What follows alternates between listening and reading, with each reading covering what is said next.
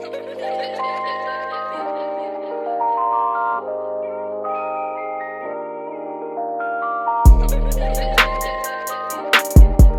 to Conversations One-on-One. Today, the conversation is about white influence on Black culture, Black community, Black people, period. You know, how has European or white people affected the Black community, or what are the things that we've picked up knowingly and or unknowingly from white people, pretty much. Me personally, I believe that there are some negative things we've picked up. I'm going to say there's some negative things we've picked up. I'm going to say that there's negative things that community has taken from us and used against us to influence our communities. For example, the music. You know, we all listen to gangster rap and, well, we all don't, but some of us listen to gangster rap and gangster music, hip hop. But a lot of that promotes negative things like killing each other, mistreating our women, mistreating our men. You know, we've got a lot of female rappers out here now that are not talking too positively about men, and we've been had hip hop music with male artists that have negatively talked about women and disrespected our women. But the thing about that is that's not being distributed for the most part by our own people. If you really look into it, even if it's an independent subsidiary label, at the end of the day, that music has been promoted and distributed by white people. It's been put out on a mass scale to influence our communities.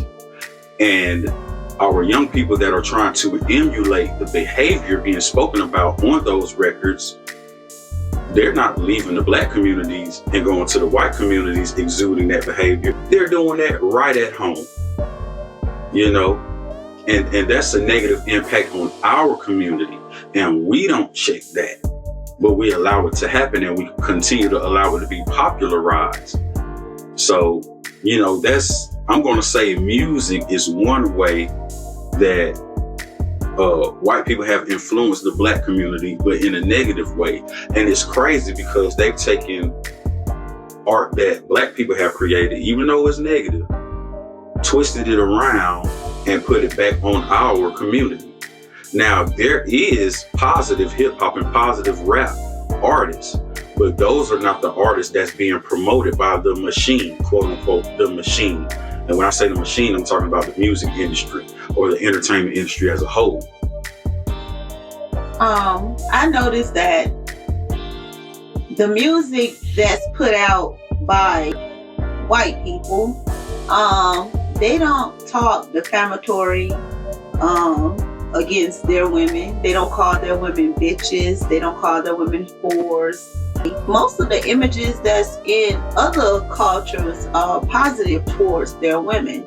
Black people are the only one that really just dog and talk about our women like trash. And it's accepted by the women. Well, like I said earlier, now you got the female rappers talking negatively about the men as well. And maybe it stems from all of the decades of men talking negatively about the women. But like I said, all of it is being put out here and encouraged by record labels that's owned by white people. Well, speaking of the way white people has influenced our Black culture, I would like to say the beauty industry. Back when I was younger in school, it was popular to wear braided styles, afros, but I seen where a lot of my peers was getting perms, and of course I wanted a perm too. But a lot of those chemicals, they damage our hair and Come here lately, we found out that it does a lot of damage to the reproductive system. Causes a lot of cancer, fibroids, tumors. But we were headed towards trying to look like the acceptable image that the white woman was putting out, the Clairol image. If any of you ladies remember Clairol. And I found out that a lot of the products that they sell in the beauty supply stores, they damage our hair, which puts us in the cycle of going to fix the problem, but you're really making the problem worse. I think it causes a lot of money, a lot of self-doubt, but at the same time, where we're having these problems with our hair, they're making money off of it. So basically, you're saying that they're making money by us buying the harmful products with the harmful chemicals in it. Then they're making money again by us paying for treatment for the issues caused by those products. It's not even the treatment, it's to cover up. You know what I'm saying? Like, a lot of women suffer from alopecia and they get these wigs and these extensions, and it's only causing more damage to the scalp in the long run. The caps that you put on to block the glue from getting to your hair is not blocking the glue from getting to your hair. Your hair is still coming out when you take those caps and those adhesives off. They're supposed to block the chemicals from getting to your hair. They're making profits off our hair loss, off our everything that has to do with black people. They're making a profit from it. And so you're saying that women were using the perms and all of that, trying to get straight hair to look more like white women. Yes, just like the black men back in the day were getting perms to look like the white men. That is facts. You know, they were getting the conks, you know, they used to call it a conk. And they would straighten their hair to try to look like the white men's hair. Now, you don't get a lot of that nowadays. Like, you look crazy being a black man trying to walk around here with a perm, unless you was trying to be some type of pimp or something like that. But it's more so the women. And it's crazy because I remember, especially during the 70s, well, the 60s and 70s, where, you know, the afros and things like that were popular and women wearing their natural hair. But somewhere down the line, that changed. I don't know where or when. The beauty standards changed. Yeah. Even when it comes to black men favoring women, they would favor women with the straight hair and more so over the women with the natural hair. And that would be most black men.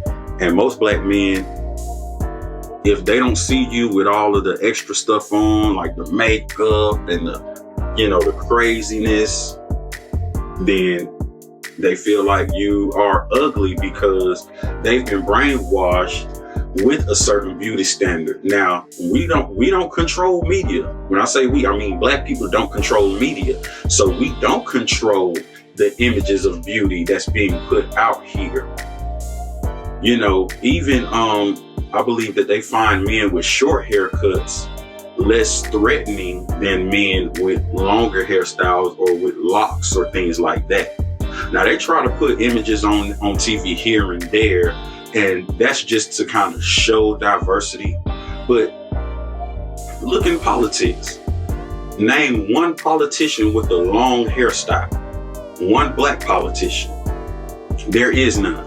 Most of those men have less threatening short hairstyles. But that's the influence of black people on the black community.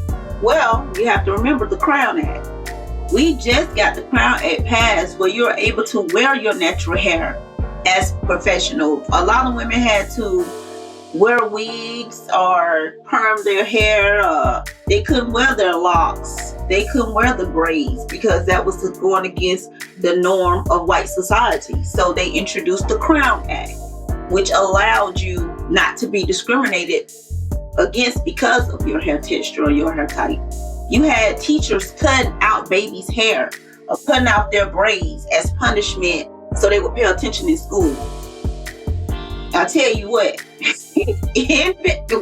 Anybody cut off my baby hair, it would definitely be a problem.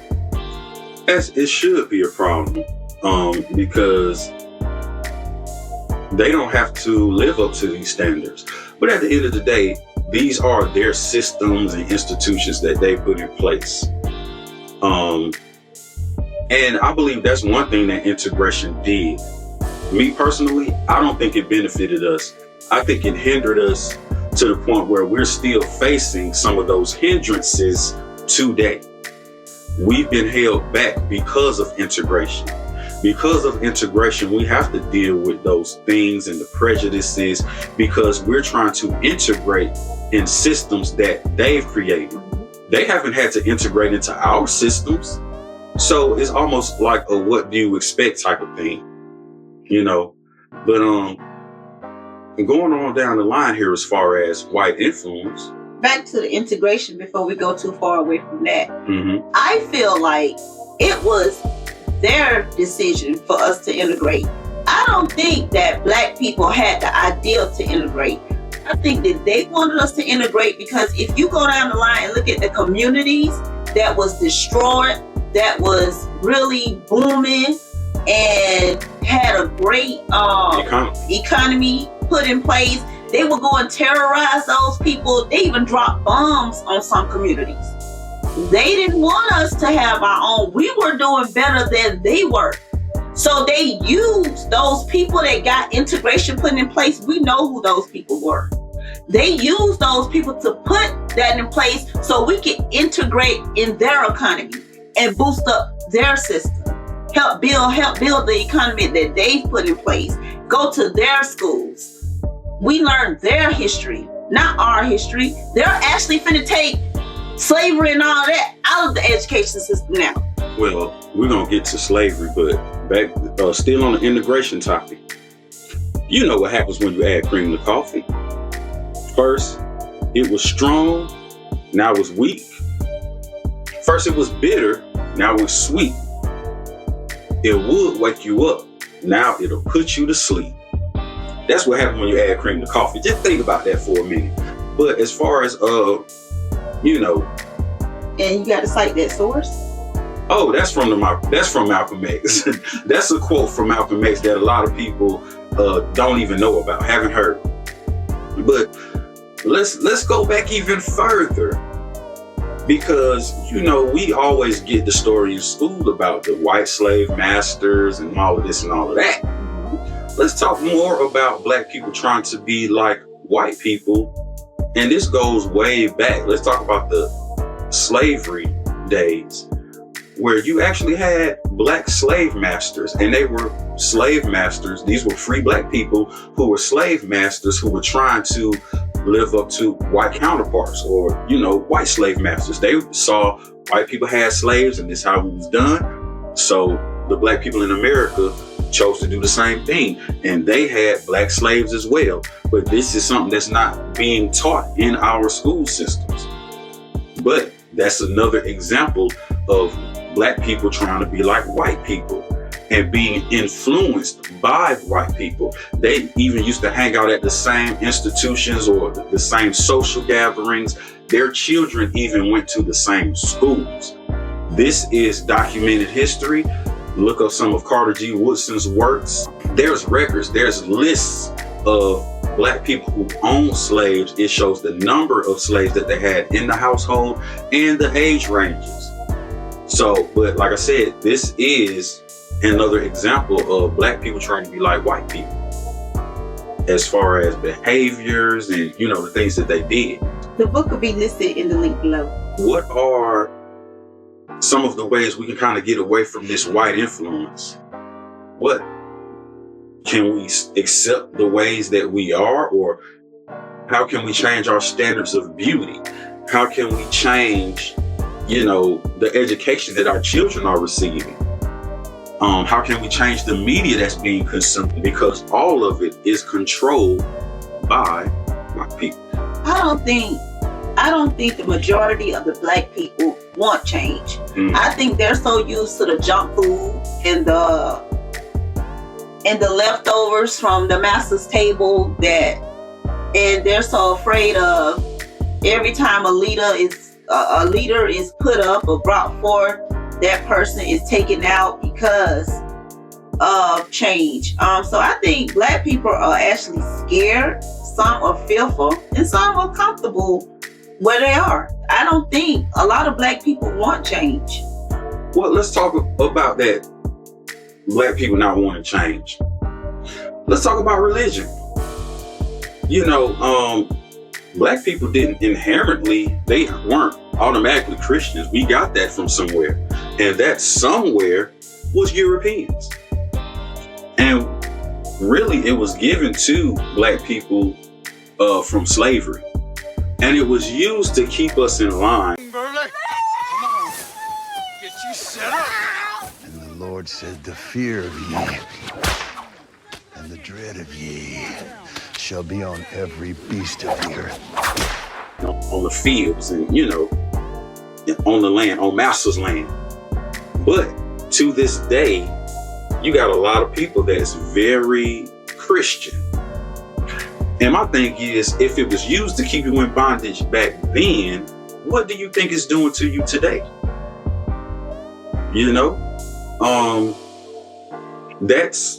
That's a major form of white influence that's very intact to this very day.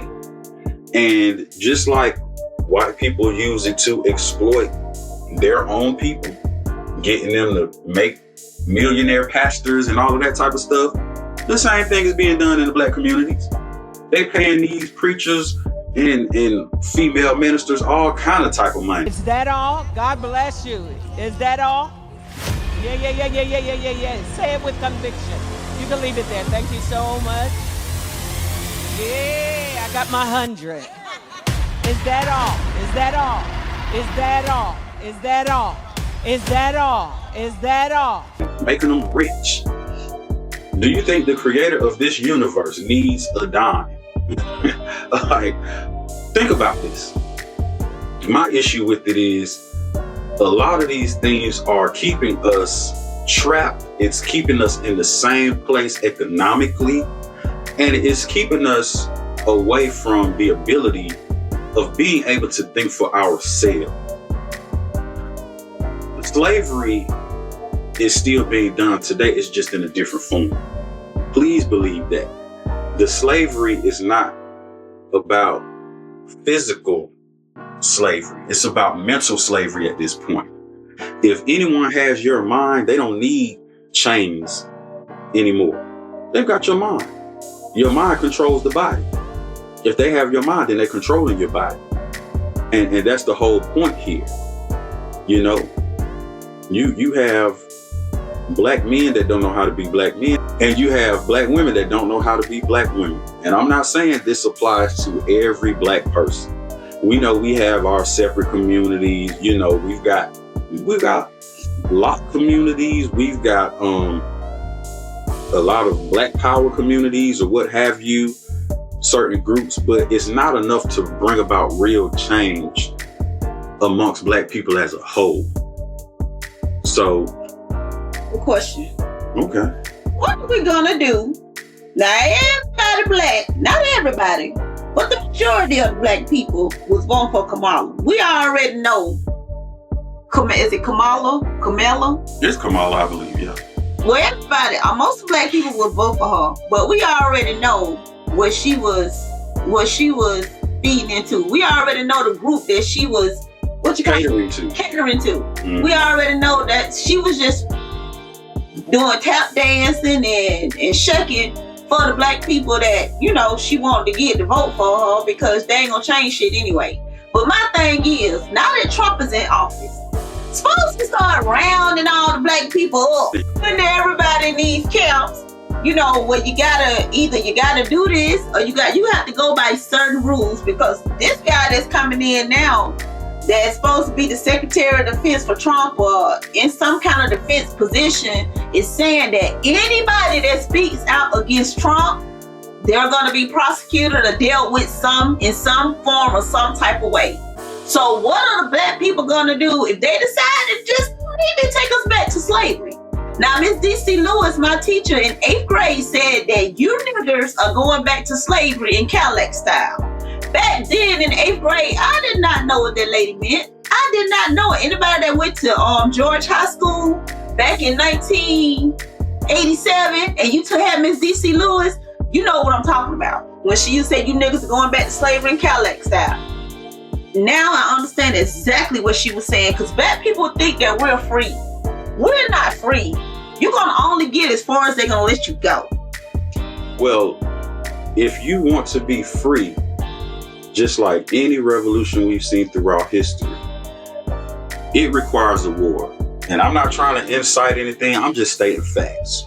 Look through history, and how has any people become free? Free your mind first. You're right. You're absolutely right. Because if you don't free your mind, you can't even see yourself fighting in the war. You're right about that too. You know, and freeing your mind takes work, and it takes coming away from certain ideals and doctrines that you've been indoctrinated with or brainwashed with in a lot of cases. You know, and you got to be ready for that fight. If you're not ready for that fight, don't think that voting for anybody is going to bring about change. And outside of even fighting, you can do what you can do in your own community without any president or anything. And if somebody comes up against you, you got to do what you got to do. If you're doing something to try to better your community or better your people and somebody comes against you, you have to fight. If you don't fight, then do you really want change? You got to think about that. I love my people.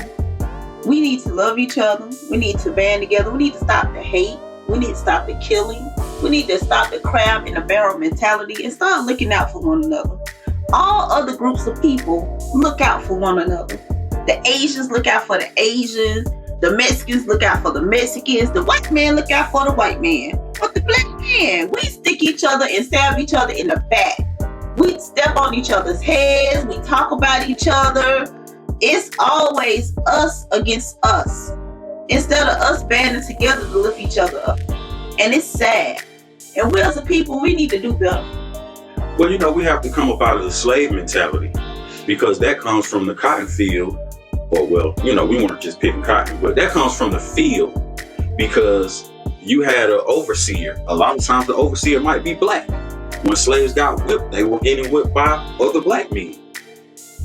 You know? Then you had the field nigga against the house nigga.